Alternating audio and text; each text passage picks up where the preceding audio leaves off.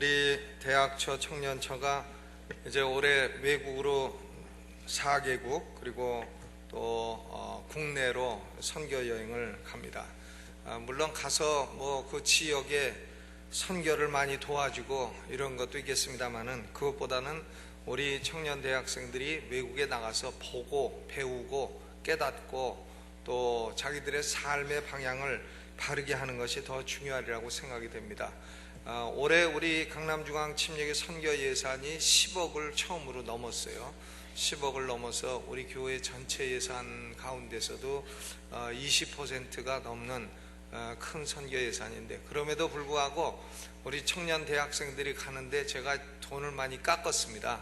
팍팍 깎아서 지금 청년 위원장님이 좀 열받으셨을 거예요. 근데 오늘 그래도 가서 외국 나가서 너무 강남중앙침례에서 왔다 하는데 기죽고 돌아오면 안 되니까 오늘 많이 헌금해 주시고 후원해 주시면 감사하겠습니다. 여러 나라로 가다 보니까 예산이 많이 들고, 우리 청년 대학생들이 자기들이 내는 돈이 이제 80%가 넘어요. 그래도 또 교회가 지원을 해줘야 하기 때문에 참 제가 막 우리 사역자들 눈에 눈물 날 정도로 막 팍팍 깎아갖고 지금 걱정이 태산 같을 거예요. 근데 우리 성도들이 기도해 주시고 우리 선교 여행 잘 다녀오도록 후원해 주시면 고맙겠습니다. 작년에 아프가니스탄인가 거기에 그 샘물교회가 청년들을 파송하다 사고를 당했는데, 이제 그건 대단히 좀 위험한 지역에 가서 그런 것이고, 오늘 우리 청년들이 파송되는 지역들은 다 이미 우리 선교사들이 가서 터를 닦아놓고, 그리고 그 지역에 이런저런 사역이 필요하다 이렇게 요청이 와가지고 가게 되는 것입니다. 그래도 외국이기 때문에 여러 가지 불안한 요소가 많이 있고 안전도 어렵고 하니까 성도들이 우리 청년들 안전하게 잘 다녀오도록 끝까지 기도해 주셨으면 대단히 감사하겠습니다. 광고를 두 가지 드리겠는데요. 하나는 여전도 연합회 원례회가 7월 25일 금요일 오전 10시 반에 본당 대예배실에서 있겠고요. 남자교구 연합구역 예배가 금요일 7월 25일 오후 9시에 멀티교육문화센터 205호에서 있겠습니다. 우리 강남중앙침례교회가 이제 국내 선교나 해외 선교나 이런데 앞장서서 많이 돕기 때문에 우리 교단에서는 참 중요한 교회입니다. 우리 교회가 살아야 됩니다. 우리 교회가 살아야 교단도 살고 선교도 살고 그런 것입니다. 교회가 부흥되도록 여러분 더 노력해 주시면 감사하겠습니다. 오늘 사도행전 6장 8절로 15절 오늘 파송 예배라고 해서 별도로 준비한 건 아니고 사도행전을 우리가 계속해서 주일 저녁 때 공부하고 있기 때문에 여기 순서가 돼서 이제 이 말씀 보는 겁니다. 이 사도행전 구조를 보게 되면 1장부터 6장까지는 제일 중요한 인물이 누구냐 하면 베드로예요. 베드로. 1장부터 6장까지는 베드로가 중요한 인물이고, 그 다음에 7장부터 12장까지는 누가 중요한 인물이냐면 스데반입니다. 스데반.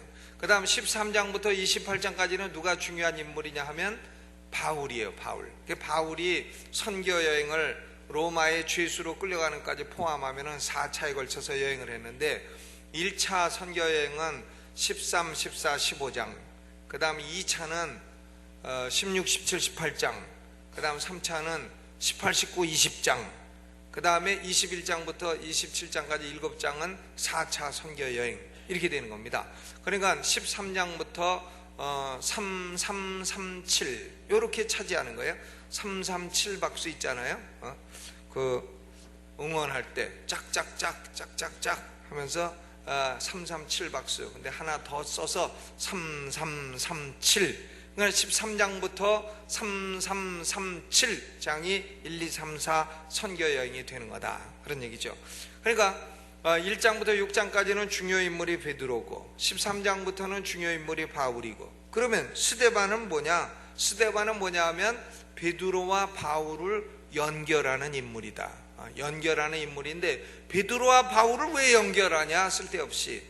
이게 대단히 중요한 거예요. 왜냐하면 베드로는 유대인을 상대로 복음을 전하기 때문에 바울은 이방인을 상대로 복음을 전했고, 그러므로 베드로와 바울을 연결하는 사람이 된다 하는 것은, 즉 복음을 유대인으로부터 이방인으로 바꾸는 데 매개적인 인물이 됐다 하는 얘기입니다. 그래서 스데반이 중요한 거예요. 스데반은 유대인에게 복음 증거된 것이 이방인에게 증거되도록 하는 매개적인 인물이 되었다. 그런 의미에서 스데반이 중요합니다. 스데반은 사도행전 7장이 스데반의 설교인데 대단히 강력한 설교를 했어요. 스데반은 예수 그리스도의 강력한 증인이었습니다. 예수님을 강력하게 자랑한 사람이었다 하는 거죠. 교회가 부흥되려면 증인이 있어야 돼요. 교회는 어떻게 부흥되냐? 증인이 많으면 부흥된다 하는 거죠.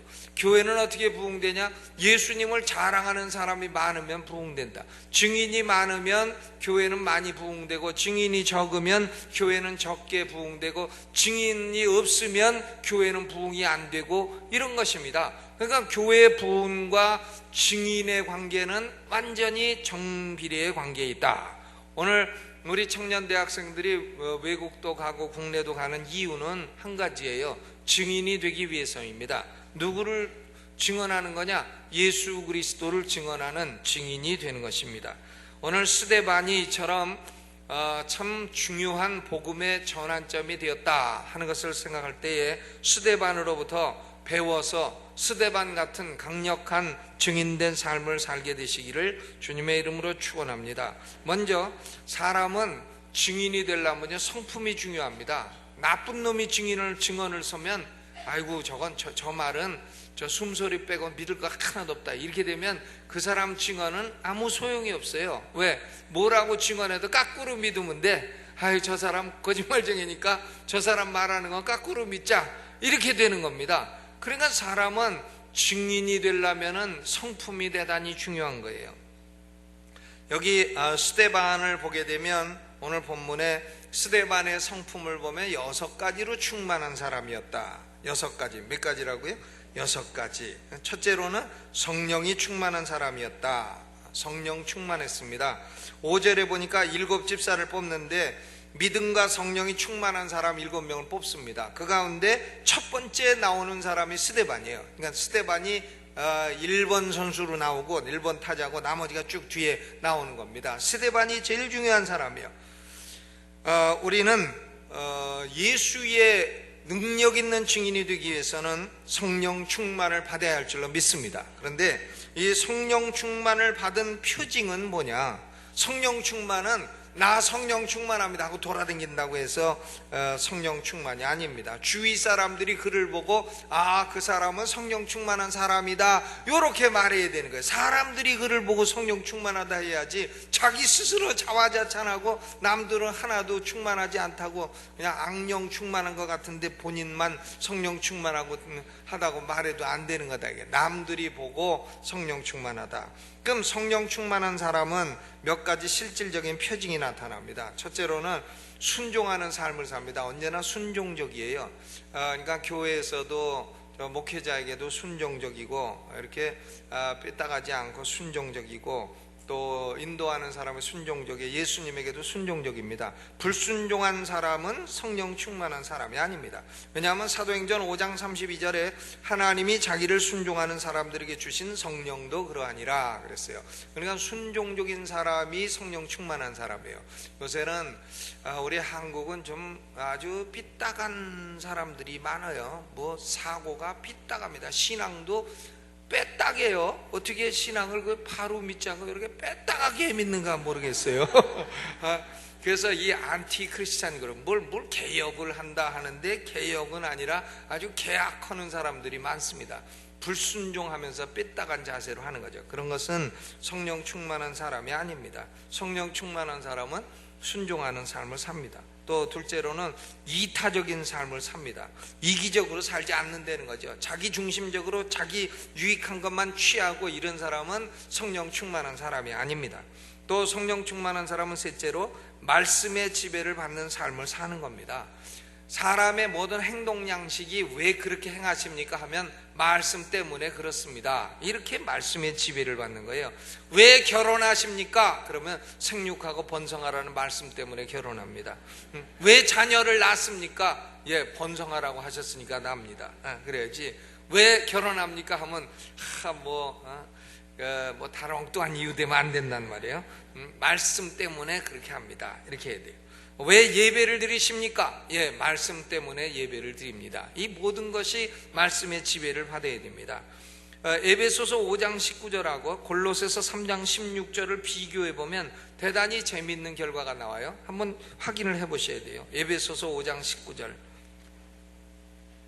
에베소서, 에빌골살 팀전후, 그러니까 에베소서, 빌립보서, 에베소서 5장 18절 19절 같이 읽어보죠. 시작.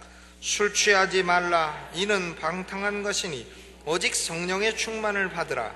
시와 찬미와 신령한 노래들로 서로 화답하며 너희의 마음으로 주께 노래하며 찬송하며 범사에 우리 주 예수 그리스도의 이름으로 항상 아버지 하나님께 감사하며 그리스도를 경외함으로 피차 복종하라. 성령 충만한 결과가 거기 나와 있죠. 노래하고 복종하고 감사하고. 그렇습니다. 그러면 골로새서 3장 16절 에빌골살, 그러니까 빌립보서 다음에 골로새서 3장 16절 같이 읽어보죠. 시작. 그리스도의 말씀이 너희 속에 풍성히 거하여 모든 지혜로 피차 가르치며 권면하고 시와 찬미와 신령한 노래를 부르며 마음의 감사함으로 하나님을 찬양하고 또 무엇을 하든지 말에나 일에나 다 주 예수의 이름으로 하고 그를 힘입어 하나님 아버지께 감사하라. 보세요. 그 결과가요, 시와 찬미와 신령한 노래 부르고 감사하고 복종하고 이런 것이 다 에베소서 5장 18절 19절이나 골로새 3장 16절이나 결과가 똑같은데, 에베소서 5장 19절에는 성령 충만을 받은 사람은 그렇게 돼 있다 이렇게 돼 있고, 골로새서 3장 16절에는 말씀이 풍성히 거하는 사람은 그렇게 돼 있다. 그렇습니다. 그러니까 우리가 이 두 가지를 딱 비교를 해보게 되면 성령 충만은 곧 말씀 충만이다. 성령 충만하다고 하는 것이 말씀이 풍성히 거하는 것과 동일한 의미요 동일한 결과를 나타내는 것이다, 이렇게 볼 수 있습니다.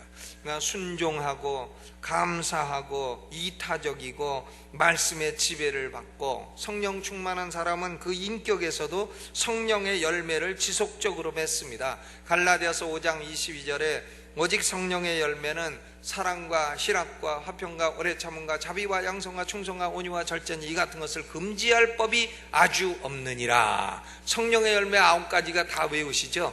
사이, 화호, 자양, 충원절 다 외우시나요? 한번 해보세요. 성령의 9가지 열매 시작. 사랑과 희락과 화평과 오래 참음과 자비와 양성과 충성과 온유와 절제라. 이 같은 것을 금지할 법이 없느니라. 그러니까 북한의 김일성이 김정일이도 웃는 자는 징역 2년에 처한다 이런 법을 만들 수는 없다는 거예요. 희락하는 자를 죽인다 이런 법은 못 만든다는 거예요. 또 자비로운 자는 감옥에 쳐넣는다 이런 법을 만들 존재가 없다는 거죠. 양순한 자는 집행유예 5년에 처한다 이렇게 법을 만들 수는 없다 이거. 그러니까 사랑과 희락과 화평과 오래 참음 자비 양선 충성 온유 절제, 이런 성령의 열매를 어쩌다가 한번 맺는 게 아니라 지속적으로 꾸준히 맺는 사람이 성령 충만한 사람이라는 겁니다.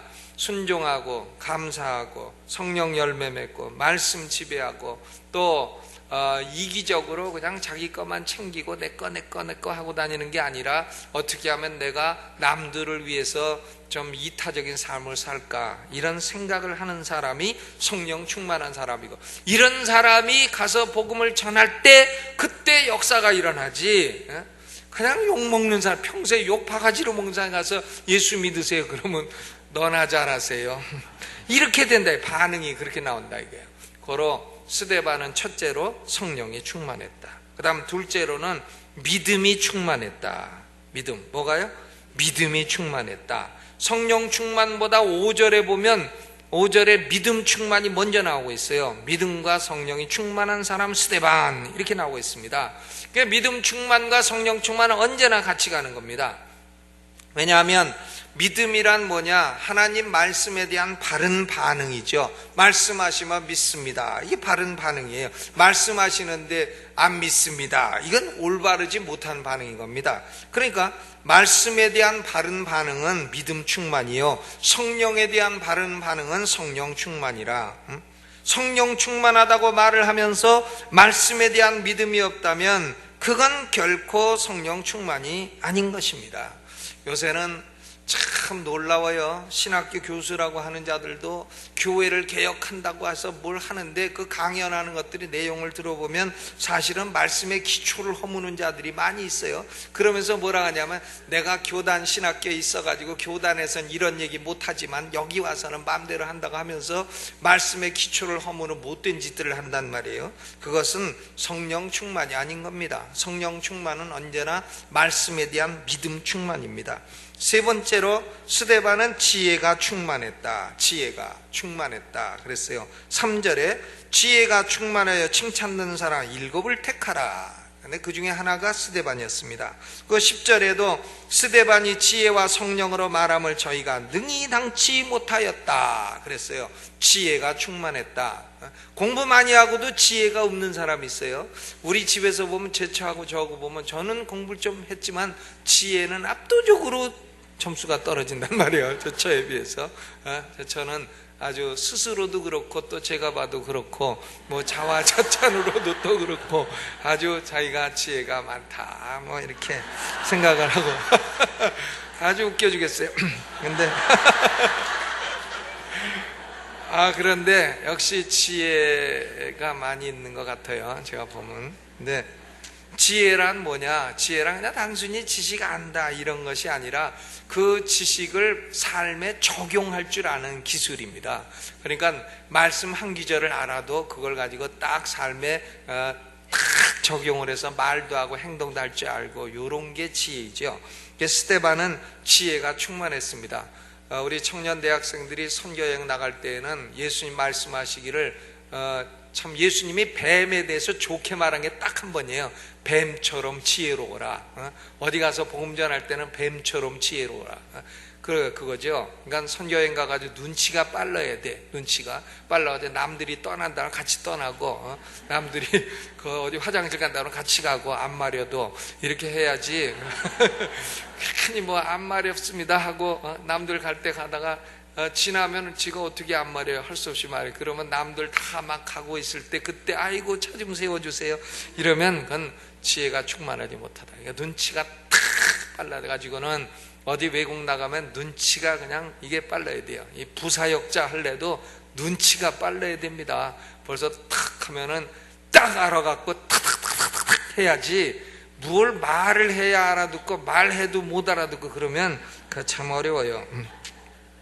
지혜가 충만해야 됩니다. 스데반은 하나님 말씀에 대한 통찰력이 탁월했고 그 통찰력을 가지고 또 적당하게 사용할 줄 아는 그런 사람이었습니다. 사도행전 7장에 스데반의 설교를 보면 참으로 위대한 설교예요. 이 사람이 집사였는데도 이렇게 위대한 설교를 했다는 겁니다. 그건 뭘 말하냐면 지혜가 충만한 사람이었다 하는 걸 말합니다. 또 네 번째로 스데반은 은혜가 충만했다. 은혜. 8절에 보니까 스데반이 은혜와 권능이 충만했다 이렇게 나오죠. 은혜가 충만했습니다. 이 은혜가 충만한 사람은 매력적인 사람이에요. 매력적인 사람이라는 것은 사람을 끌어들이는 사람이다 이거예요. 사람이 살다 보면요 자기 혼자 독야 청청하리라 이런 사람이 있어요. 그 주변에 아무도 안 오는 사람. 그 사람 왜 그러냐 아십니까? 은혜가 없어서 그래. 은혜가 없는 사람은 주변에 누가 인간이 몰리질 않아.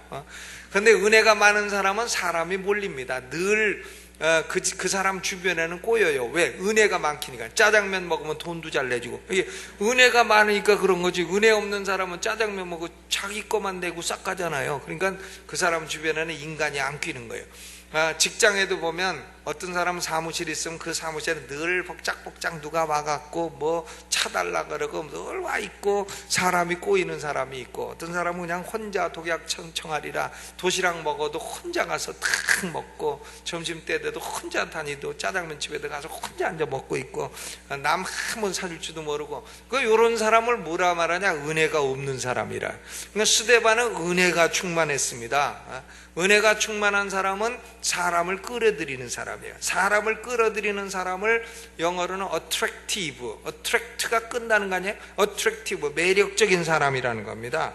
그런데 모든 사람에게 다 매력적일 필요가 없어요. 하나님을 사랑하는 사람들에게 스데반은 매력적인 사람들이었습니다. 스데반은 원수들이 볼 때에는 저 인간은 돌로 쳐 죽여야 된다, 이런 첫 인물이 되어서 첫 번째 순교자가 되었습니다만은, 그러나 스데반은 성도들이 볼 때에는 최고의 매력적인 인물이 된 것입니다. 스데반 죽을 때 천국이 딱 열리고, 그러니까 천국이 열린 걸 진짜로 본 사람 처음, 신약의 첫 사람이 스데반 아니에요. 딱 열렸는데 예수님이 보좌에 앉아 계시다가 그냥 벌떡 일어나 갖고, 야 스데반아 네가 오냐 하고 벌떡 일어나서 스데반을 맞이하지 않았습니까? 근데 우리가 가면 예수님 어떻게 하실까요? 예수님이 너 왔냐고 대꾸나 하실란가 모르겠어요. 그런데 스데반은 딱 일어나 가지고 예수님이 그냥 올라오너라, 내 사랑하는 증인이여 하면서 맞이하신 거 볼 수 있습니다. 스데반이 은혜가 충만했다. 우리 예수 믿는 사람들은 좀 은혜가 충만하시기를 주의 이름으로 축원합니다. 어디 좀 청년 대학생 간다 하면 좀 풀어야지, 그게 은혜지.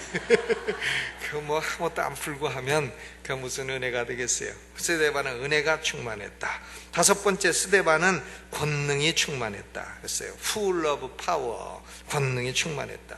권능이 충만하여 큰 기사와 능력을 민간에 행했다 그랬습니다. 성령의 권능이 어떻게 나타나느냐? 그것은 성령님의 주권에 달린 일입니다. 초대교회 때에는 기사와 표적으로 많이 나타났어요. 기사와 표적, signs and wonders, 기사와 표적이 많이 나타났어요. 그 21세기에 보면 기사와 표적 운동한 사람들이 있습니다. 그게 제3의 물결이라 하고, 요 제3의 물결이 이제 이어져 내려온 것이 알파 코스라는 이 전도 프로그램이에요. 그런데 기사와 이적이 자꾸 좀 변질되는 것 같아요.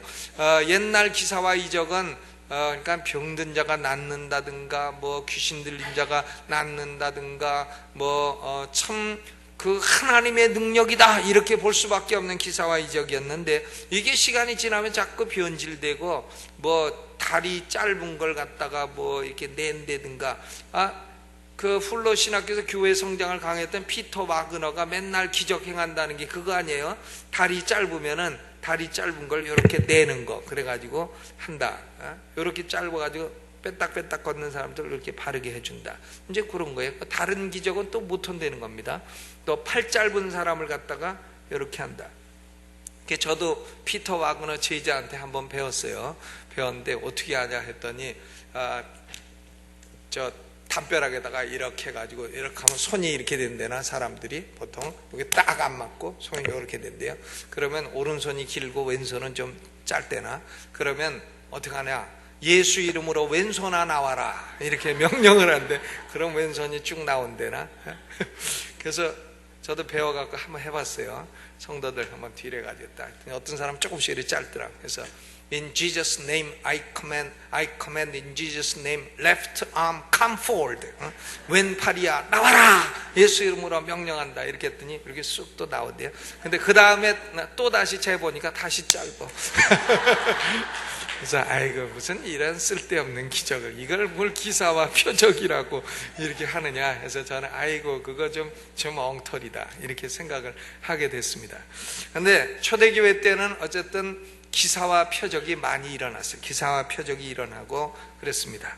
종교개혁기에는 오류를 바로잡는 말씀의 능력으로 나타났습니다. 또 20세기에는 교회를 부흥시키는 그런 능력으로 나타났습니다. 21세기에는 성령의 권능이 어떤 모습으로 나타날 것이냐, 그것은 성령님의 절대적인 주권에 달려있는 것입니다. 그러나 저는 21세기에는 선교의 능력으로 나타날 것이다, 이렇게 생각을 합니다. 성령의 능력은 선교의 능력으로 나타날 것이다. 물론 선교를 하다 보면 기사와 이적이 동반되죠. 이렇게 교회가 이미 막 부흥된 데는 기사와 이적을 하나님 많이 안 주시지만, 선교 현장에 가면 기사와 이적을 설교자도 깜짝 놀랄 정도의 기사와 이적들이 많이 일어나는 거 볼 수가 있습니다. 그건 여러분이 가도 마찬가지예요. 누가 가도 마찬가지예요. 기사와 이적은 성령이 필요한 것을 일으키시는 겁니다.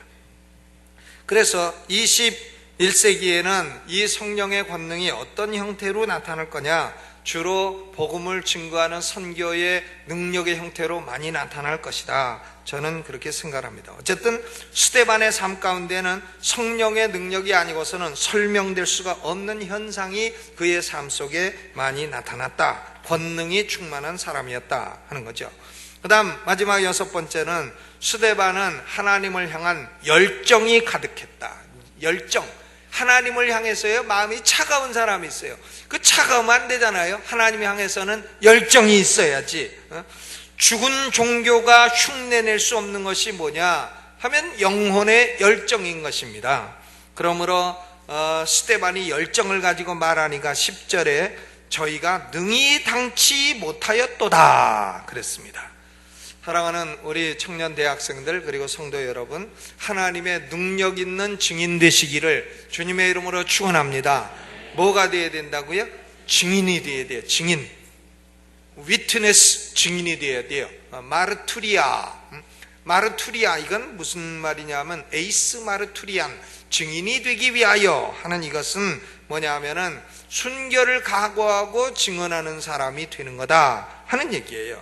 스데반이 6가지로 충만한 것처럼 우리 성도들이 다 6가지로 충만하여 예수를 자랑하는 사람들 되기를 주님의 이름으로 축원합니다. 스데반은 이런 좋은 성품을 갖고 있었어요. 또 스데반은 두 번째로 7번째 넣을 수도 있지만 워낙 중요한 거라 따로 뺐는데 용기가 있는 사람이었습니다. 용기 있는 사람이었다. 비겁하지 아니했다 하는 거죠.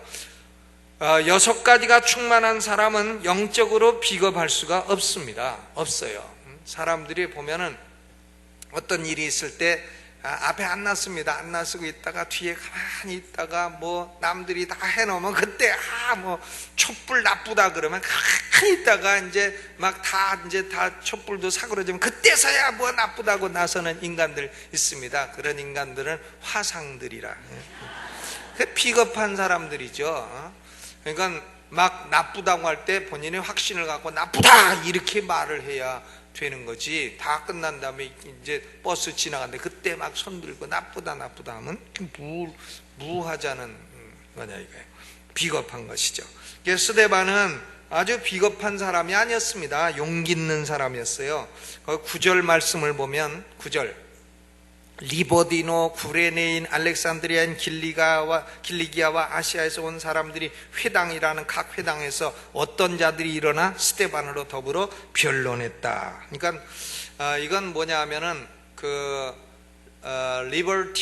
리버디노인데 리버디노는 아마 노예로 끌려갔다가 해방돼서 온 사람들일 겁니다. 근데 외국에서 온 거죠. 외국에서 왔는데 보면 구레네에서 온 사람, 아프리카 북부 구레네 시몬 한 것처럼 구레네 사람, 또 알렉산드리아에서 온 사람, 길리기아에서 온 사람, 아시아에서 온 사람, 소아시아에서 온 사람, 이런 사람들이 다 모였는데 이들은 다 언어가 뭐냐면 헬라어를 사용했어요.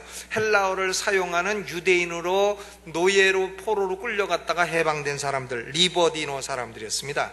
이들이 회당에서 모여서 예배를 드렸어요. 이 회당 시나고그라는 것은 아고게 해가지고 함께 모인다 하는 말인데 바벨론 포로기에 생긴 오늘날 우리 예배당 같은 기관입니다. 초대교회 때 약 480개 정도의 회당이 있었다고 합니다. 그런데 이들이 헬라어를 쓰는 포로되었다가 해방된 유대인들이었는데 이들은 스데반을 통해서 행하시는 하나님의 역사에 시기하고 분노했습니다. 시기하고 분노를 해서 처음에는 논쟁을 했어요. 말로 이성적인 논쟁을 했는데 말로 스데반을 당할 수가 없는 거예요. 그러니까 이 사람들이 그 다음부터는 왜 거짓된 증인을 내세웁니다. 모함을 하기 시작하는 겁니다. 음모를 하기 시작하는 거죠. 막 모함을 해. 11절에 모세와 및 하나님을 모독했다. 언제 하나님을 모독했어요, 스데반이? 또 13절에 거룩한 것과 율법을 거스려 말한다.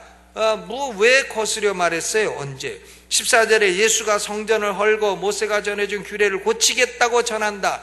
예수님이 성전을 헐겠다고 말했지만, 그러나 그것은 영적인 의미로 말한 것이지 이런 의미로 말한 것은 아니죠. 그냥 진리를 가지고 뒤틀어 가지고 왜곡되게 말해 가지고는 스데반을 죽이려고 이런 짓을 한 거라 이거예요. 오늘날도 예수님 당시에도 그랬죠. 오늘날도 그렇고, 예수님 당시에 특별히 그 간음하다 걸린 여인을 예수님한테 데리고 온 사람들 있지 않습니까? 간음하다가 걸린 여자, 모세율법에는 간음하다 현장에서 걸린 여자는 돌로 쳐 죽이라 했는데 죽일까요 말까요?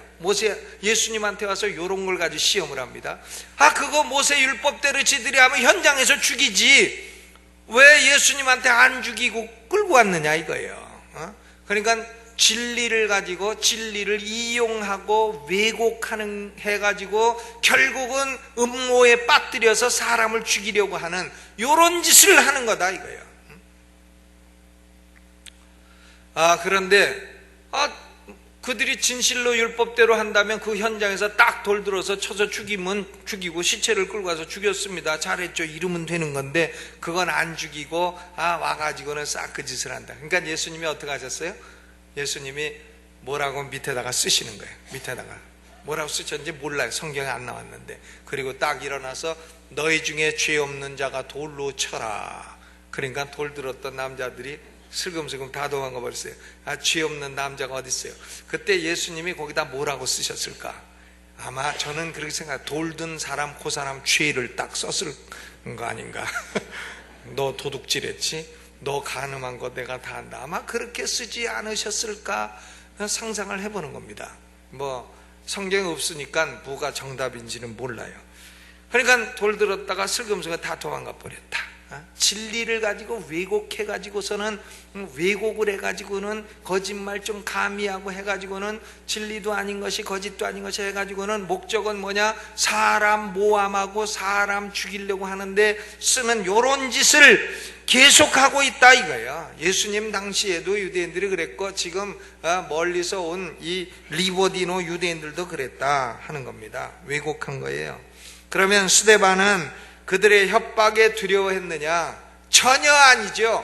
협박에 전혀 두려워하지 않습니다. 하나님께서는 하나님의 영광을 스데반의 얼굴에 딱 두셨어요. 그리고는 구약 전체에서 가장 능력 있는, 구약 전체를 통관하는 가장 능력 있는 설교를 사도행전 7장에 하게 된 것입니다. 어떻게 사람들은 이처럼 하나님의 분명한 역사를 보고도 하나님을 대적할 수가 있느냐? 그건 그만큼 인간은 타락했다. 인간의 영혼은 전적으로 타락했다 하는 것 이외에는 다른 대답이 없는 것입니다. 오늘 우리 청년 대학생들 외국에 나가고 또 한국의 여러 개척교회들을 가서 돕고 할 때에 스데반같이 6가지가 충만하고 또 스데반같이 용기 있는 증인이 되시기를 주님의 이름으로 축원합니다. 증인이 많은 교회가 부흥되는 거예요. 우리 강남중앙침례 성도들은 다 예수의 증인 되시기를 주의 이름으로 축원합니다. 자, 이제 설교 다 끝났어요. 끝났으니까 이제는 헌금을 하겠습니다. 헌금하겠는데